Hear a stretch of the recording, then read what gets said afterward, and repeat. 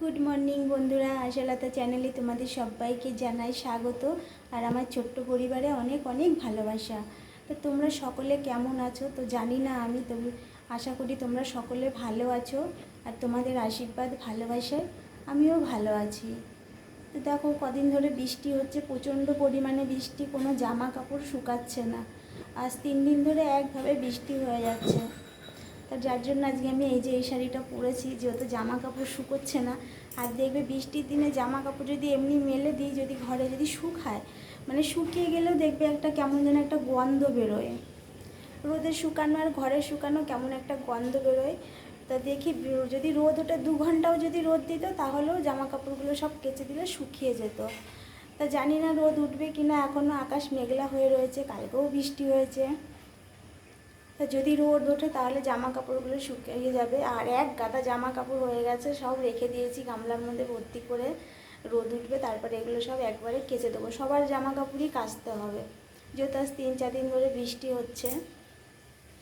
আর সকালবেলা বাসি কাপড় না ছাড়লে তো আমার একটুও ভালো লাগে না, কারণ এটা আমার অভ্যাস হয়ে গেছে যে সকালবেলা বাসি কাপড় ছাড়া। তা সেই জন্য বাসি কাপড় ছেড়েছি, দিয়ে কী করবো, না পেরে এই শাড়িটা পরে নিয়েছি। আর এই যে ভাইপো উঠে পড়েছে, দাঁত ব্রাশ করছে।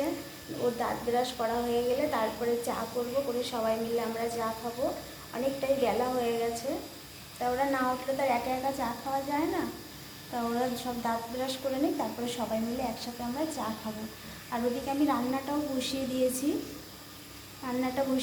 আর এখন হচ্ছে তোমার আবার প্রেশার কুকারে, ওই যে রান্নাঘরে, ওই যে প্রেশার কুকারে হচ্ছে ডিম আর আলুটা সিদ্ধ বসিয়েছি। তাহলে কী হবে বলো তো, একটা সিটি মারলে পরে আমার ডিম আলুটা সিদ্ধ হয়ে যাবে। আর আমি যদি এমনি সিদ্ধ করি কড়াইতে করে, তাহলে অনেকটাই টাইম লেগে যাবে। আর এতে আমার একটু গ্যাসটাও কম পড়বে, যেহেতু এখন গ্যাসের দাম প্রচণ্ড বেড়ে গেছে। আর গ্যাসের খুব ক্রাইসিস চলছে এদিকে। তাই এই জন্য প্রেশার কুকারে বসিয়ে দিয়েছি, একটা সিটি মারলে ডিম আলুটা নামিয়ে রাখবো। তারপরে যে ভাতটা ফুটেছে, ভাতটা নামিয়ে রেখেছি, তারপর ভাতটা বসাবো আবার। আর আজকে কী রান্না করব, ডিম আলু করবো, আর হচ্ছে উচ্ছে কেটে রেখেছি, উচ্ছে ভাজা করব। তো চলো তোমাদের দেখাই একটুখানি।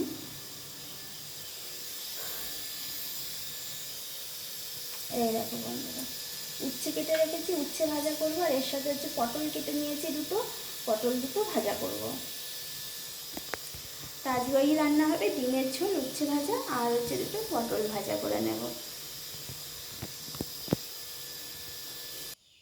তাই যে বন্ধুরা, তোমাদের দাদাভাই ঘুম থেকে উঠে গেছে, চা খাচ্ছে। আর ওর শরীরটা কদিন ধরে খুবই খারাপ যাচ্ছে, শরীরটা একদমই ভালো না। কালকে ওর রাতে শরীরটা খারাপ লাগছিল, জানি না কি হয়েছে। আজ কদিন ধরে একটার পর একটা লেগেই আছে। এখন আবার নতুন করে পেটে ব্যথা শুরু হয়েছে, ঘাড়ের ব্যথার জন্য তো এক্সরে করতে দিয়েছে, সেটা তো আছে, আবার পেটে ব্যথা করছে। মানে মোট কথা, ওর শরীরটা এখন একদমই ভালো যাচ্ছে না, শরীরটা খুবই খারাপ।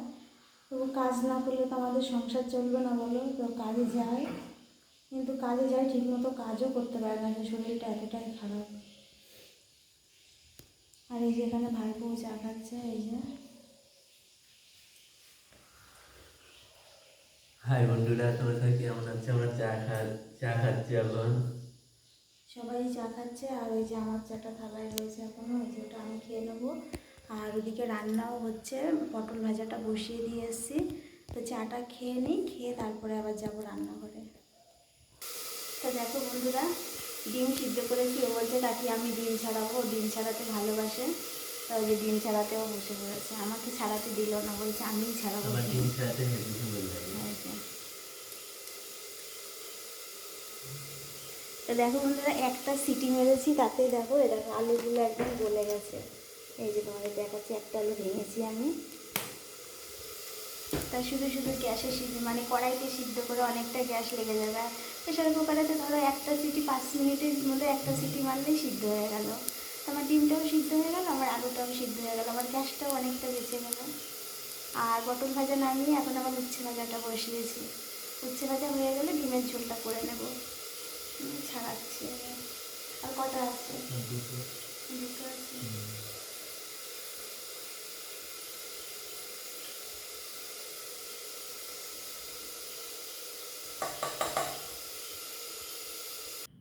তাই যে সবার জন্য ভাত বেড়ে দিচ্ছি, একদম গরম ভাত।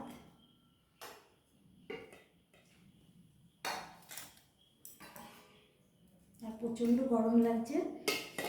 আর ভিডিও শ্যুট করলে তো তোমরা জানোই ফ্যান চালানো যায় না, তাহলে ফ্যানের আওয়াজ হয়, সেই জন্য আমি ফ্যানটাও চালাতে পারছি না।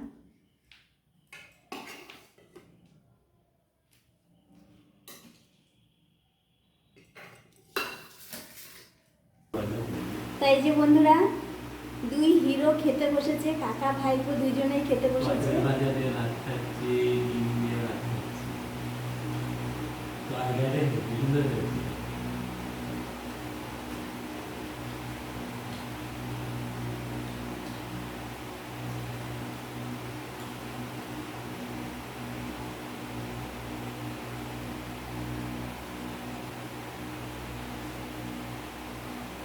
ঝাল হয়েছে তরকারি। আর একটু ঝাল হলেও ভালো হতো।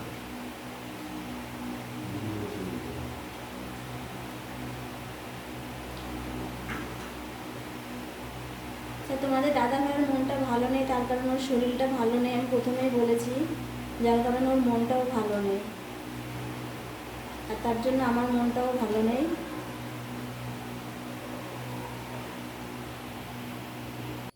তা বন্ধুরা, সব কিছু দেখলেই তো তোমরা, যেটুকু পারলাম সেটুকু তোমাদের সঙ্গে শেয়ার করলাম।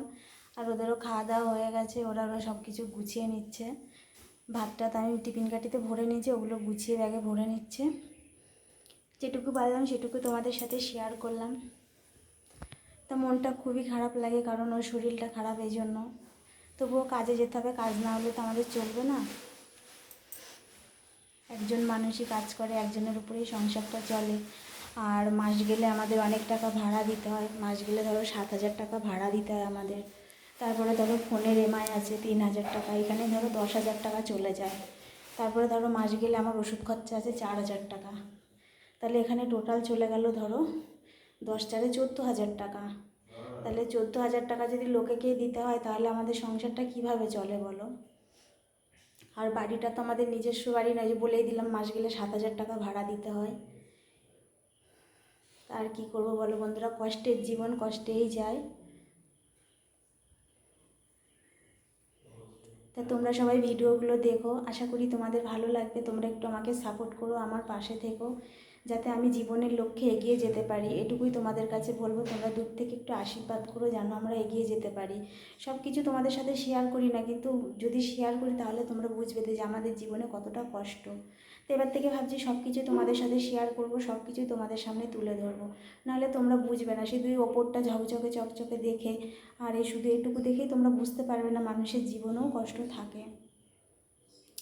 তো জানি আমাদের থেকেও মানুষ অনেক কষ্টে আছে, কারণ প্রত্যেকটা মানুষের জীবনেই কষ্ট আছে। তা ঠিক আছে, কষ্ট করছি, করি, দেখি ভগবান কতদিন কপালে কষ্ট লিখে রেখেছে, কবে এই কষ্ট থেকে উদ্ধার পাবো জানি না। তো এইভাবেই চলছে, জীবন চলতে থাক। যখন যা জুটবে তখন তাই খেতে হবে, কিছু করার নেই।